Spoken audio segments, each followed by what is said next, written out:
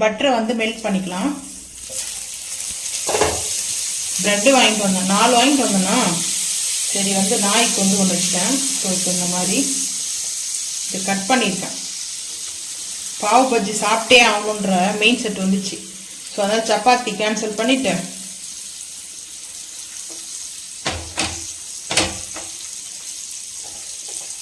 மூணே ப்ரெட் தான், 4 வாங்கிட்டு வந்தேன். ஸோ வந்து பார்த்திங்கன்னா 3 மட்டும் போட்டு நல்லா இந்த மாதிரி ரோஸ்ட் பண்ணிக்கலாம்.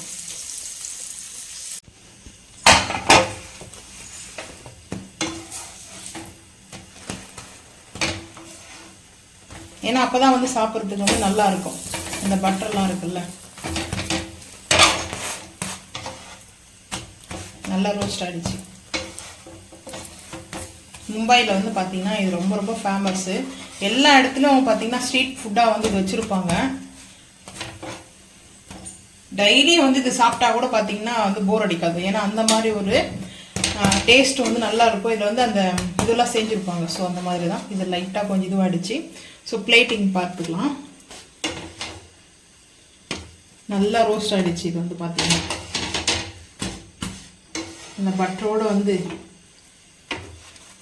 3 எடுத்திருக்கேன். இப்போ வந்து பார்த்தீங்கன்னா மசாலா பாவ் பஜ்ஜி மசாலா நைட்டு வந்து பார்த்தீங்கன்னா இப்போ 9 o'clock வந்து ஆகுது. இதுக்காகவே போயிட்டு ப்ரெட்டு வாங்கிட்டு வந்தோம் போயிட்டு நான். ஸோ இது மேலே லைட்டாக வந்து வெங்காயம், ஆனியன் பொடிசாக கட் பண்ணிக்கோங்க. பட்டர் போட்டுறதுனால நான் என்ன பண்ணேன்னா நெய் வந்து எடுத்துக்கிறேன்.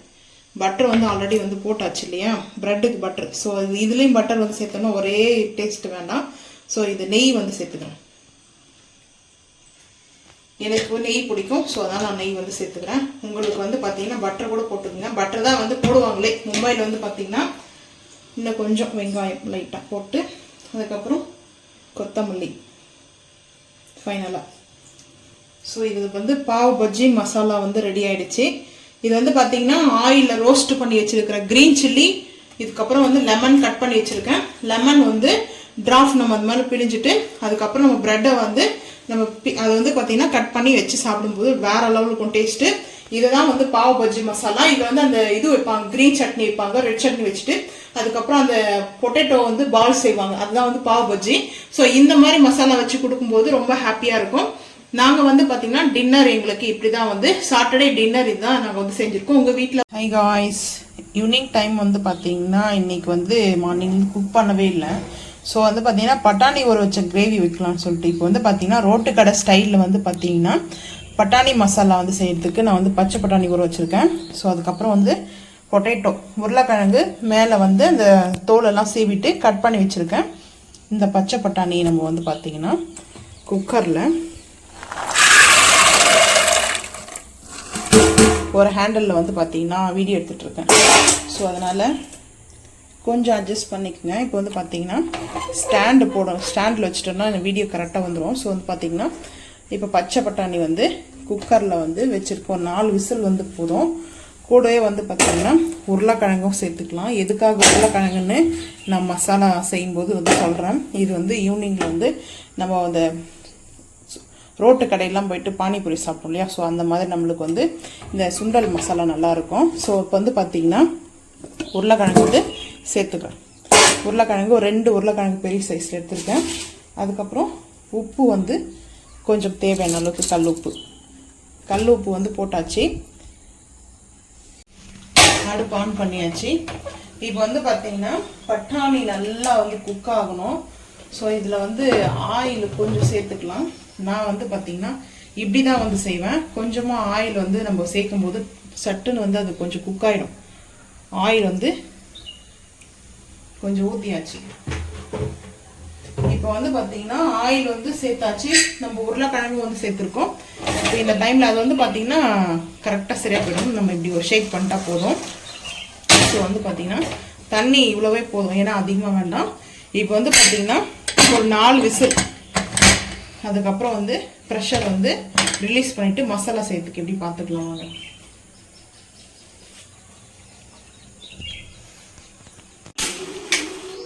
என்ன மசாலா இது? இது என்ன ஃபுட்டா என்னம்மா செய்யறேன்னு கேட்கறதுக்கா? என்ன செய்யறிய வத்தி ஏத்துங்கிற? இல்லை, காலையில் எப்பவும் வந்து வத்தி எடுத்துடுவேன். இன்னைக்கு வந்து பார்த்தீங்கன்னா காலையிலேருந்து குக் பண்ணவே இல்லை. ஸோ அதனால வந்து பார்த்தீங்கன்னா கிச்சனில் சண்டே இன்னைக்கு சண்டே விட்டேன். இன்னைக்கு சண்டே லீவ். சண்டே இல்லை, சாட்டர்டே. காலையில் வந்து பார்த்தீங்கன்னா எப்பவும் வந்து கிச்சனுக்கு வரும்போது வத்தி ஏற்றி வச்சிட்டோம். கொஞ்சம் வந்து நல்லா ப்ளசண்டாக இருக்கும் வந்து பார்க்கறதுக்கு. அதனால நல்லா ஸ்மெல்லும் இருக்கும். ஸோ அதனால வந்து எப்பவுமே கிச்சனில் வந்து இந்த மாதிரி ஒரு வத்தி ஸ்டாண்டு வச்சுடுவேன் நான். இன்னைக்கு காலையிலேருந்து குக் பண்ணல, இப்போ நைட் ஆயிடுச்சு இல்லையா, சரி இருந்தாலே அதை ஃபாலோ பண்ணணுன்ட்டு வத்தி ஏற்றி வச்சிருக்கேன். இப்போ குக்கிங்கில் போகலாம். ஏன் சிரிக்கிறீங்க? வெங்காயம் 3 கட் பண்ணியிருக்கேன். அதுக்கப்புறம் வந்து பார்த்தீங்கன்னா 2 பச்சை மிளகாய், தக்காளி 3 எடுத்திருக்கேன். இதெல்லாம் வந்து பார்த்தீங்கன்னா ரா மசாலாவாக அரைச்சிக்கலாம். அதாவது வந்து பார்த்தீங்கன்னா பச்சையாக வந்து இதை அரைச்சிட்டு வந்துட்டு ஸோ அதுக்கப்புறம் வந்து இதை நம்ம மசாலாவாக சேர்த்துக்கலாம். இது வந்து மும்பை ஸ்டைலில் தான் நம்ம வந்து செய்கிறோம். மும்பை ஸ்டைலில் ரோட்டு கடை மசாலாலாம் ஸோ இந்த மாதிரி தான் இருக்குது. இதை நல்லா அரைச்சிட்டு வந்துடலாம். தண்ணியில் ஊற்ற வேண்டாம், அரைச்சிட்டு வந்துட்டு பார்ப்போம். மிக்சர் நல்லாவே இது ஆயிடுச்சு. இப்போ வந்து பார்த்தீங்கன்னா நம்மளுக்கு ரெடி ஆகிடுச்சு. நான் குக்கரில் தான் தாளிச்சு விட்டுடலான்னு முடிவு பண்ணுறேன். ஸோ இந்த மாதிரி வந்து பட்டாணி நான் வேக வைக்கும்போது உப்பு போட்டாச்சு. இதை கொஞ்சம் நல்லா மசிச்சுக்கலாம். ஃபைனலாக நம்மளுக்கு இதை வச்சு நம்ம கொஞ்சம் ப்ரெஸ் பண்ணிக்கலாம்.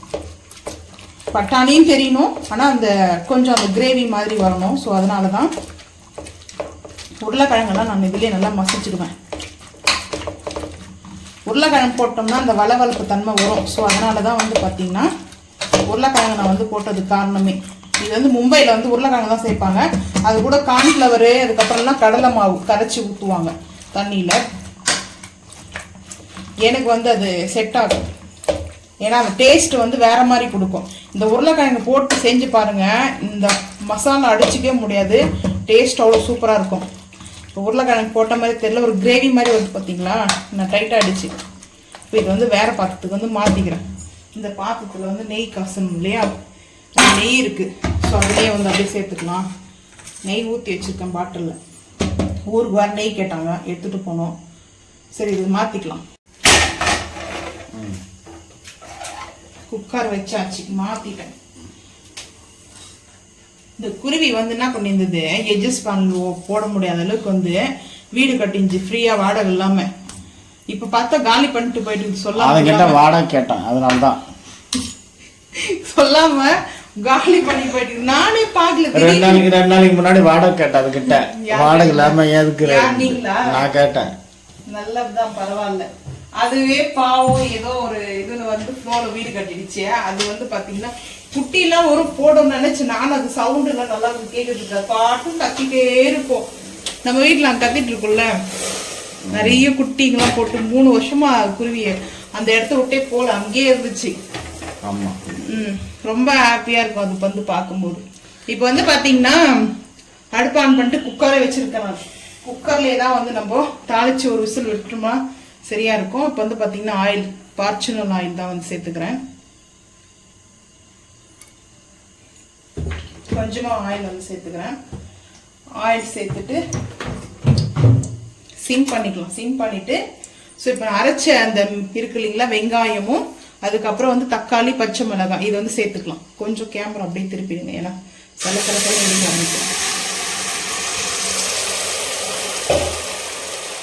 அதுக்கப்புறம் வந்து பார்த்தீங்கன்னா இதுலேயே வந்து மசாலா சேர்த்துடலாம். ஒரு 1.25 ஸ்பூன் கரம் மசாலா. அதுக்கப்புறம் வந்து பார்த்தீங்கன்னா தனியாவும் மிளகாவும் அரைச்சது. தனியாத்தூள் இதுக்கு மெயினாக வந்து தேவை. இந்த மசாலாவுக்கு வந்து பார்த்தீங்கன்னா தனியாத்தூளும் மிளகாத்தூளும் 2 மிக்ஸ் பண்ணது வந்து பார்த்தீங்கன்னா ஒரு 1.25 ஸ்பூன் வந்து சேர்த்துக்கிறேன். தனியாத்தூள் வந்து சேர்த்துக்குங்க. நான் இது வந்து பெருங்காயம் சேர்ப்பேன், ஏன்னா வந்து பட்டாணிக்கு வந்து பெருங்காயம் சேர்க்கறது கொஞ்சம் நல்லது. லைட்டாக வந்து சேர்த்துக்குவேன் பெருங்காயத்தை. அதுக்கப்புறம் இந்த மசாலா வந்து பார்த்தீங்கன்னா இது வந்து பட்டாணி மசாலாவே. இது வந்து பார்த்தீங்கன்னா அதையும் வந்து சேர்த்துக்கலாம். சன்னாக்கு செய்யலாம், சன்னாக்கு செஞ்சுக்கலாம். அதுக்கப்புறம் வந்து பார்த்தீங்கன்னா பட்டாணிக்கு சன்னாக்குலாம் யூஸ் பண்ணுற மசாலா சன்னா மசாலா, சாட் மசாலான்னு சொல்லலாம். ஸோ அதையும் வந்து சேர்த்தாச்சு. இப்போ இது வந்து பார்த்தீங்கன்னா கொஞ்சமாக அந்த ஜாரில் தண்ணி ஊற்றி அலசி ஊற்றிக்கும். ஜார்லேயே அந்த அரைச்ச இது இருக்கு இல்லையா, அதில் தண்ணி ஊற்றி கொஞ்சமாக குக்கர்லேயே வச்சுட்டேன். ஏன்னா அந்த நல்லா பச்சை வாசம்லாம் போகணும். ஸோ அதனால ஆல்ரெடி வந்து சால்ட் வந்து நம்ம வந்து சேர்த்துட்டு இருக்கோம்.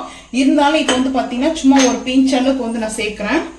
எதனாலன்னா நமக்கு இந்த மசாலாவில் கொஞ்சம் சால்ட் இருக்கணும், இல்லைன்னா டேஸ்ட் வந்து கம்மியாக இருக்கும். சால்ட்டு கொஞ்சம் கம்மியாக தான் சேர்த்துக்கிறேன் நான், ஒரு பிஞ்ச் அளவுக்கு சால்ட்டு. நைட் ஆயிடுச்சு, ஈவினிங் டைம் ஆரம்பிச்சு நைட் ஆயிடுச்சு. அதுக்கப்புறம் இஞ்சி பூண்டு பேஸ்ட்டு, நீங்கள் வந்து இஞ்சியும் வந்து பூண்டும் வந்து பார்த்தீங்கன்னா அரைக்கும் போதே கூட சேர்த்துக்குங்க. நான் வந்து இஞ்சி பூண்டு பேஸ்ட் இதில் சேர்த்துக்கிறேன். தேவையான அளவுக்கு இஞ்சி பூண்டு பேஸ்ட்டு. அதுக்கப்புறமா பார்த்தீங்கன்னா லைட்டாக ஒரு பிஞ்ச் அளவுக்கு சுகர் வந்து சேர்த்துக்கிறேன். இது சுகர் வந்து சேர்த்து பாருங்க, அல்டிமேட்டாக இருக்கும் வந்து பார்த்தீங்கன்னா. இப்போ இந்த மசாலாவை நல்லா மிக்ஸ் பண்ணிக்கலாம். ஐ ஃப்ளேம் பண்ணிவிட்டு இந்த மசாலாவை நல்லா, தண்ணி அதிகமாக ஊற்ற வேண்டாம். ஸோ இதிலே நல்லா மிக்ஸ் பண்ணிக்குவோம். இது வந்து பார்த்தீங்கன்னா பட்டாணி மட்டும்தான் தெரியணும். மேலே வந்து பார்த்தீங்கன்னா நம்மளுக்கு அந்த கொத்தமல்லியும் புதினாவும் வந்து போட்டுக்கலாம். மற்றபடி வெங்காயம் தக்காளிலாம் வந்து பார்த்தீங்கன்னா இதில் அப்படியே முழுசாக தெரியக்கூடாது. ஸோ இந்த மாதிரி கிரேவி மாதிரி செஞ்சுக்கணும். இதுதான் வந்து பார்த்தீங்கன்னா நல்லாயிருக்கும். இது வந்து மும்பை ஸ்பெஷல் வந்துட்டு பாவ் பஜ்ஜிக்கும் அதுக்கப்புறம் பார்த்தீங்கன்னா வடைக்கு கொடுப்பாங்க. வடை வந்து பார்த்தீங்கன்னா உளுத்த வடைக்கு கொடுப்பாங்க மெயினாக இந்த மாதிரி மும்பையில் வந்து பார்த்தீங்கன்னா. ஆனால் பாவ் பஜ்ஜி சாப்பிடும்போது இருக்கிற வேற லெவல் இருக்கும் டேஸ்ட்டு. எங்களுக்கு வந்து ரொம்ப பிடிச்ச டிஷ்ஷே மும்பையில் வந்து பாவ் பஜ்ஜி தான். அது மட்டும் இருந்தாவே போதும், வேற எதுவும் சாப்பிட மாட்டேன். ஸோ அது நல்லா இருக்கும். அது வந்து பார்த்தீங்கன்னா பாவ் பஜ்ஜியோட கிரீன் சில்லி கொடுப்பாங்க. அது சாப்பிடும்போது வேற லெவலில் இருக்கும் டேஸ்ட். எனக்கு இப்போ அந்த ஃபீல் தான் வருது. ஸோ வந்து பார்த்தீங்கன்னா இது நல்லா வந்து கொதிக்கட்டும், பச்சை வாசனை போகட்டும். அதுக்கப்புறம் இந்த பட்டாணி மசாலாவை சேர்த்துக்கணும். அது வலிக்கும். இது கொஞ்ச நேரம் கொதிக்கட்டும். பச்சை வாசனை போகிற அளவுக்கு நல்லா வந்து ரெடி ஆகிடுச்சு. இப்போ வந்து பார்த்தீங்கன்னா இந்த பட்டாணியும் உருளைக்கிழங்கு வேக வச்சதை வந்து சேர்த்துக்கலாம். கொஞ்சமாக தண்ணி சேர்த்துருக்கேன். இப்போ வந்து பார்த்தீங்கன்னா புதினா பொடிசாக கட் பண்ணியும் போட்டுருக்கலாம். நம்ம வந்து 2 விசில் வைக்க போகிறதுனால அப்படியே வந்து சேர்த்துட்டேன். ஒரு கைப்பிடி அளவுக்கு புதினா, ஒரு கைப்பிடி அளவுக்கு கொத்தமல்லி. ஃபைனலாக இது மேலே டெக்கரேட் பண்ணுறதுக்காக கொஞ்சம் எடுத்து வச்சுருக்கேன். ஸோ இப்போ வந்து பார்த்தீங்கன்னா இதை நல்லா மிக்ஸ் பண்ணிக்கலாம். மிக்ஸ் பண்ணிட்டு ஒரு 2 விசில், இந்த அளவுக்கு கொஞ்சம் தண்ணி இருந்தால் தான் திக்னஸ் ஆகும். வந்து பார்த்தீங்கன்னா இது வந்து பானிபூரி அந்த குருமா வரும் பார்த்தீங்கன்னா கிரேவி. ஸோ அந்த விட டேஸ்ட் சூப்பராக அல்டிமேட்டாக இருக்கும்.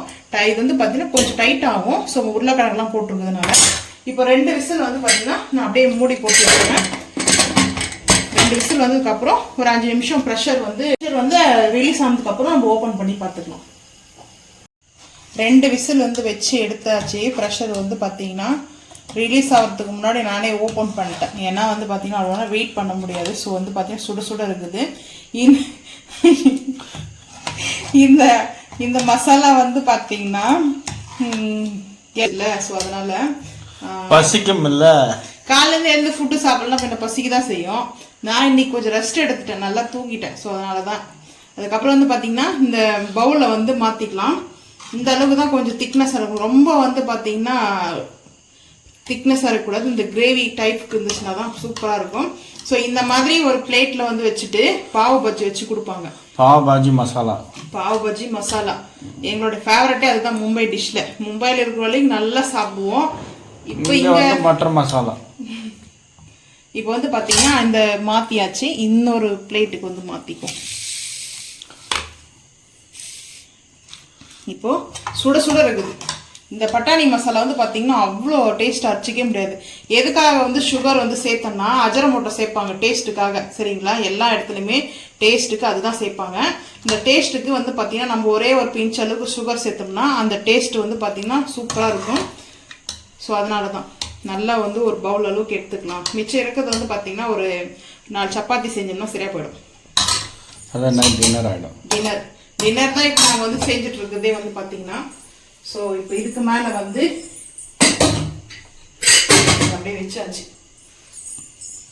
டிஷ்யூ ஒன்று எடுத்து மடிச்சு வச்சு எல்லாம் காலி ஆயிடுச்சு. டிஷ்யூ வந்து பார்த்தீங்கன்னா அப்படியே துடைச்சிடும். கீரை வந்து இது ஆயிடுச்சு. இப்போ பட்டர் வந்து இதுக்கு மேலே வந்து போட்டுக்கலாம். ஸ்பூன் வச்சுருக்கேன். இதுதான் வந்து பார்த்தீங்கன்னா இந்த மாதிரி செஞ்சு தான் கொடுப்பாங்க. 100 வாங்கிடுவாங்க மும்பைலலாம். எங்கேயுமே சரி வந்து பார்த்தீங்கன்னா பட்டர் வந்து மேலே